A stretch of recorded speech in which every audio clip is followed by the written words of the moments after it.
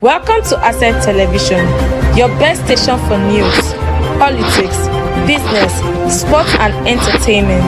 Your one-stop channel, Asset Television. Hello and thanks for staying with us on Asset Television. Welcome to the news. I am Doris Samuel. The headlines: EFCC detains NACON chairman over 90 billion naira Hajj subsidy. World Health Organization declares monkeypox as a world emergency. Now the news in detail. The Economic and Financial Crimes Commission on Wednesday arrested and detained Alhaji Jalal Arabi, the chairman of the National Hajj Commission of Nigeria, and the Alhaji Abdullahi Kotangora, Commission's secretary, over alleged misappropriation of the 90 billion naira granted as subsidy for the 2024 Hajj operations.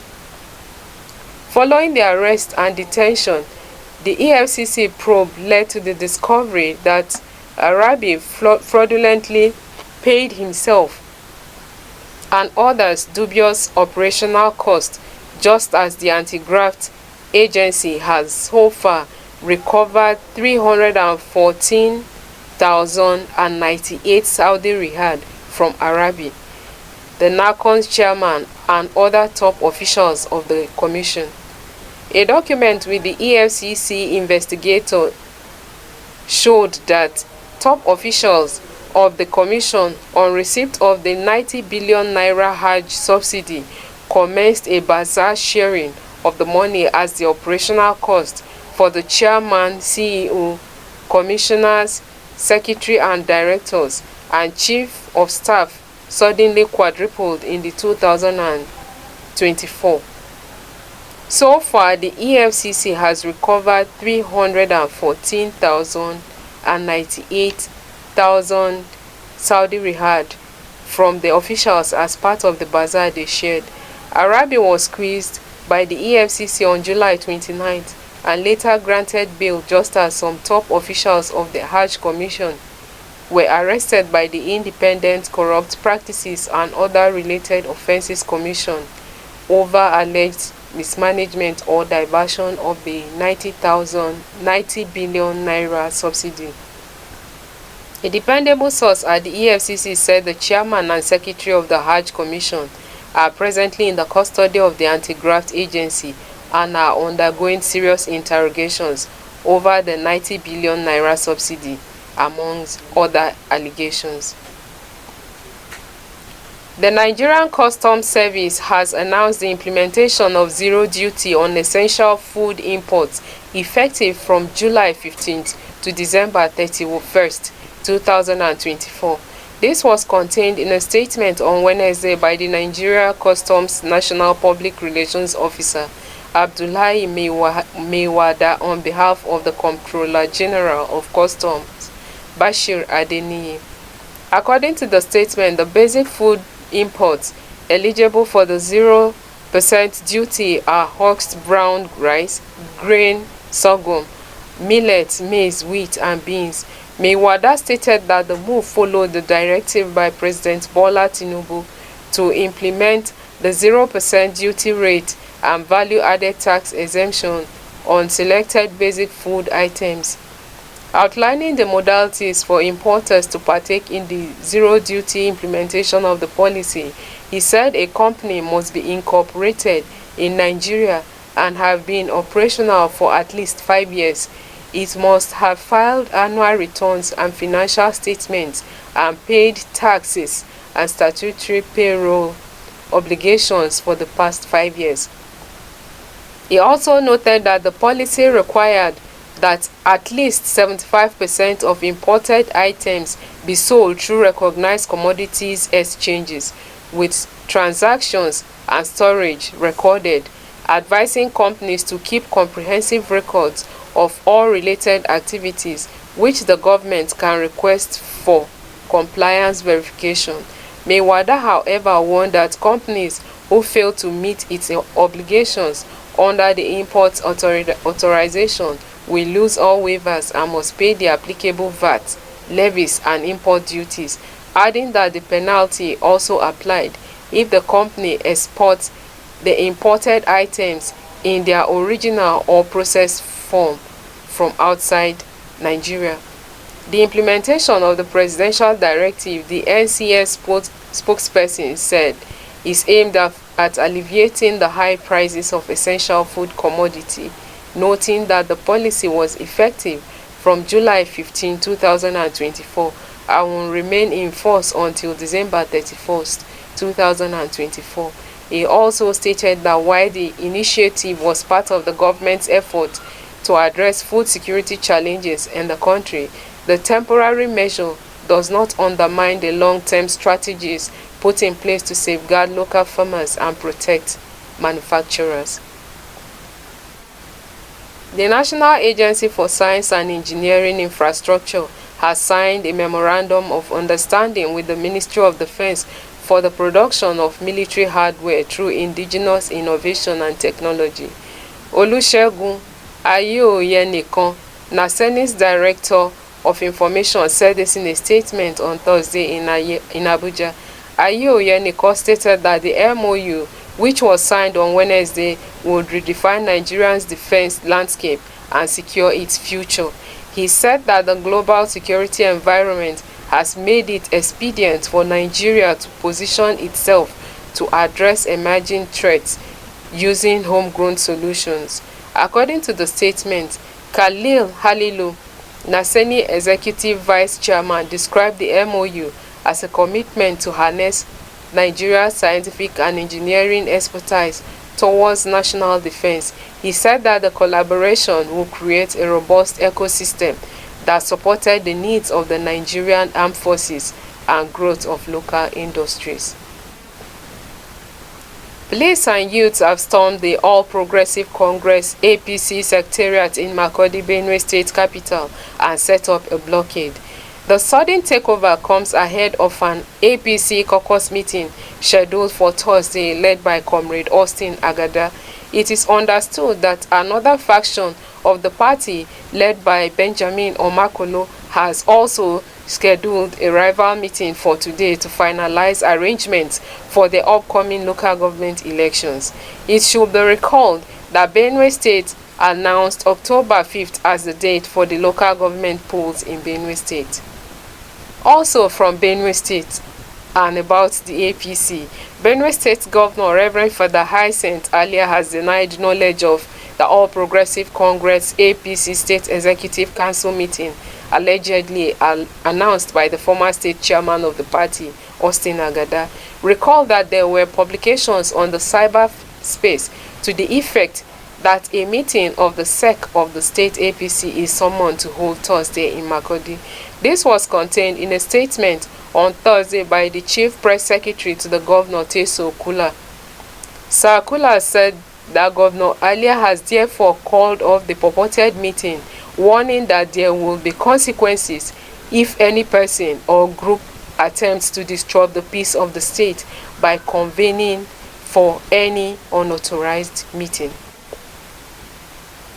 Some parts of Rivers State and Bayelsa States will experience months of blackouts after vandals destroyed 13 transmission company of Nigerian stores along the Ahoda-Yenagoa 132 kV double circuit. Ndidimba, General Manager of Public Affairs TCN, disclosed this in a statement on Wednesday. The TCN urged the governments of Rivers and Bayelsa states to assist it in addressing the ongoing vandalism of its installations, which has become increasingly alarming and overwhelming. This comes after vandals had earlier destroyed the same Ahoda-Yenagoa transmission line.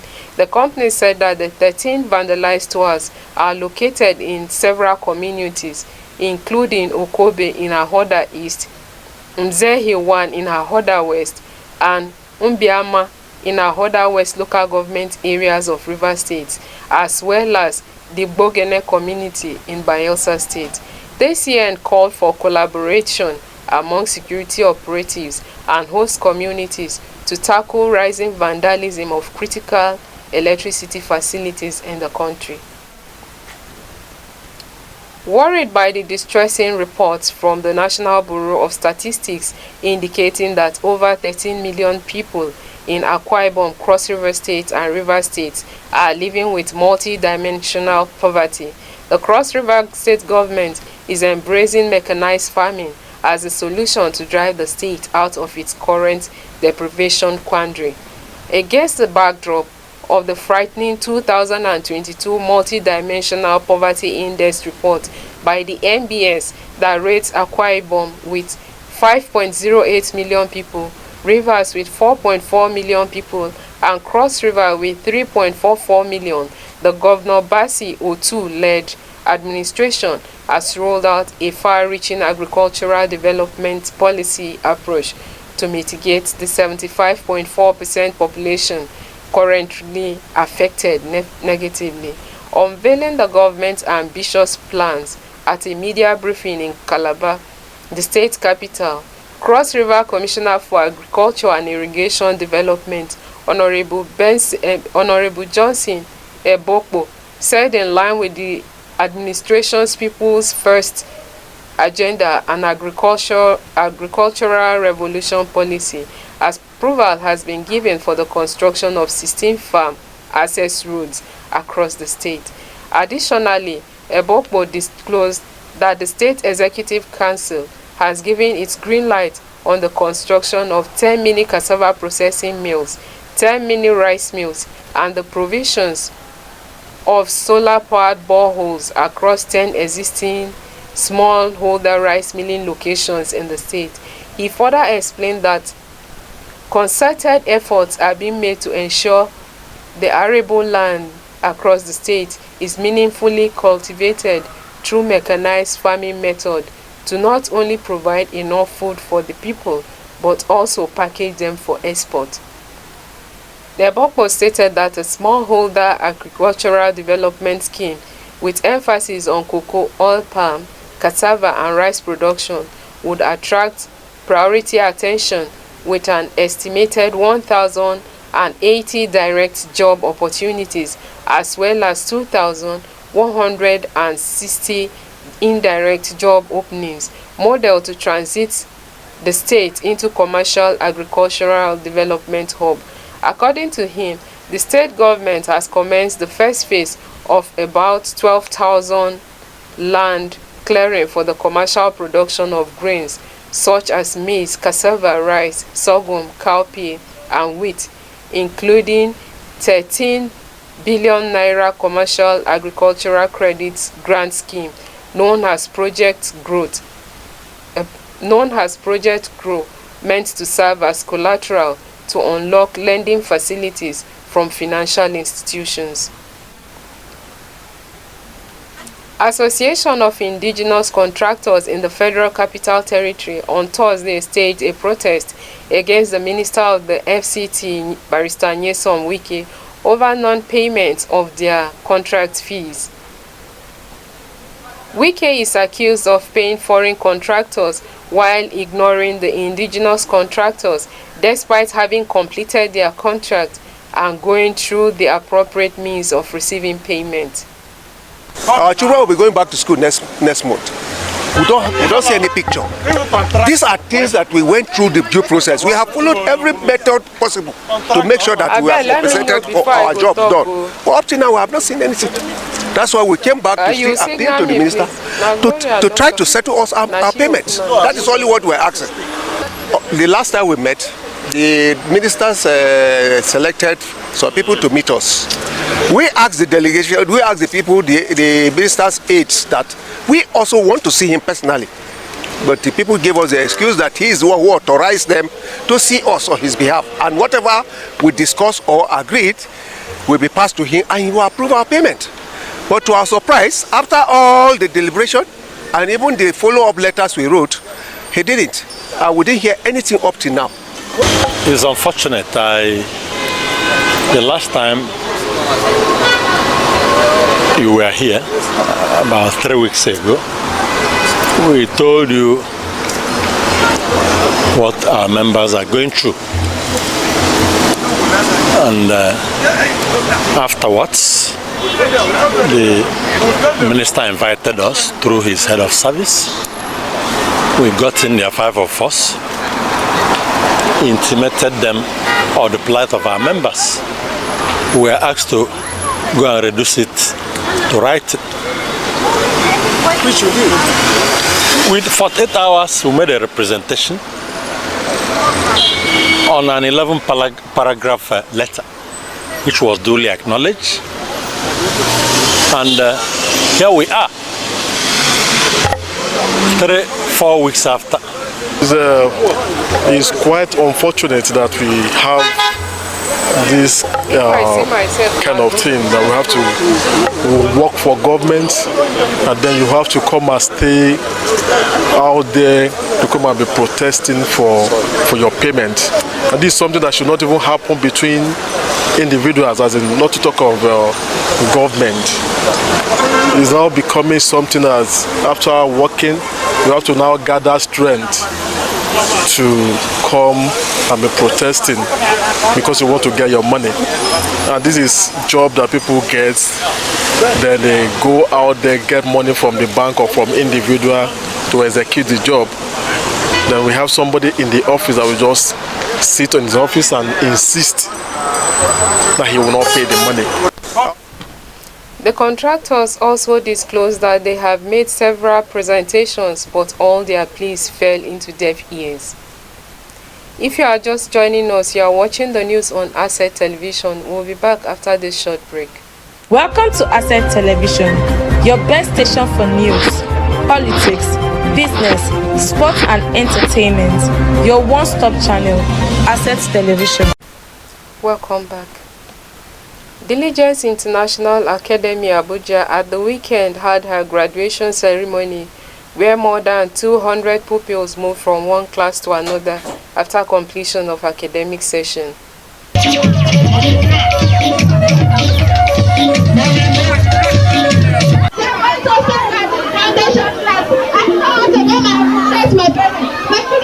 To go until the parents come outside and appreciate them.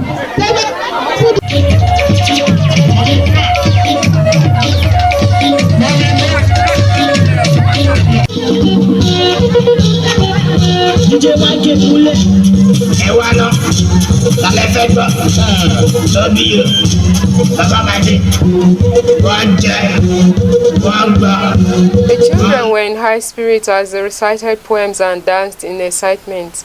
Proprietor of the school, Obol Nelson, said the aim of the school is to bring up pupils who in future will fit in the Nigerian society with skills required from the institution. A group of women disturbed by the worsening security situation in Akoko area of Ondo State have staged a peaceful protest, with some of them partially dressed, to condemn violent killings by suspected headsmen. The women, mostly elderly, marched through the streets to express their distress over the frequent killings, kidnapping and destruction of their farmlands. It was gathered that the protest took place shortly after a farmer, Sunday Ayeni, was brutally murdered on his land following a disagreement with headsmen. Ayeni's corpse, along with his hunting dog, was discovered by a search party over the weekend, and as a result of the development, farmers have been forced to abandon their farmlands due to fear of further attacks. The women, during a security meeting at the palace of Diolu Baka of Oka, Abori Adeleye, voiced their demand for justice for the victims of the incessant attacks. The spokeswoman of the group, Mrs. Abigail Ojo, alleged that suspected headsmen raped some of them on their farms and destroyed their crops. According to her, they had abandoned their farms and were determined not to return until there was adequate security and protection for them. She appealed to the security agencies for assistance in finding a lasting solution to their problem.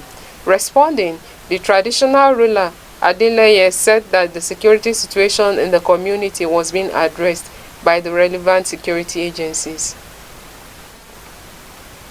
Kano State Governor Abba Yusuf says hoodlums stole documents on the alleged corruption charges against his predecessor, Dr. Abdullahi Ganduje, his family and aides during the End Bad Governance protest. End Bad Governance in Nigeria protest in the state. The governor disclosed this in Kano on Wednesday, August 14, 2024, when he paid an on-the-spot assessment visit to the Kano State High Court that was vandalized by thugs during the recent nationwide protest. Ganduje, who is now the national chairman of the All Progressives Congress (APC), has been facing alleged multiple charges before the Kano State High Court. A statement issued by the governor's spokesperson, Sanusi Bature, quoted Yusuf as saying, "It is unfortunate that enemies of Kano State hired undesirable elements to vandalize one of the historic public buildings." Yusuf said that the hoodlums destroyed all the units of the court, including the office of the state chief judge. He added that about 1 billion naira was lost through the theft of office equipment, destruction of facilities, and other relevant materials crucial to the dispensation of justice. Yusuf urged the youth in the state to desist from being used by detractors to engage in violence, but instead the youth should concentrate on skills acquisition for a better future. Yusuf, who said the judiciary, as the last hope of the common man, must be protected at all costs, directed the rehabilitation of the building with immediate effect and the deployment of adequate security for effective justice delivery. Former Miss South Africa contestant Chidinma Vanessa Adesina has accepted an invitation to participate in the Miss Universe Nigerian pageant, which will offer her a shot at representing a foreign country on the international stage. The 23-year-old withdrew from the Miss South Africa 2024 competition amid a controversy over her citizenship status, her father a Nigerian and her mother of Mozambican descent. Adesina was invited by the organizers last week to participate in the Miss Universe Nigerian pageant to represent your father's native land. In a video accepting the invitation, Adesina expressed her excitement at competing in the pageant. The winner of Miss Universe Nigeria will become Nigeria's delegate for the Miss Universe contest. Adesina joins the list of 24 other delegates competing for the title. The invitation was criticized by some Nigerians on social media as they felt it was unfair to other contestants who auditioned to end their sport. However, several South Africans were happy that she would be representing her home country. The World Health Organization on Wednesday declared the mpox surge in Africa was now a global public health emergency, sounding its highest possible alarm over the worsening situation. The World Health Body called a meeting of experts to study the outbreak and make a recommendation to the UN Health Agency's Director General Tedros Adhanom Ghebreyesus. The decision comes after the African Union's health watchdog declares its own public health emergency over the growing outbreak.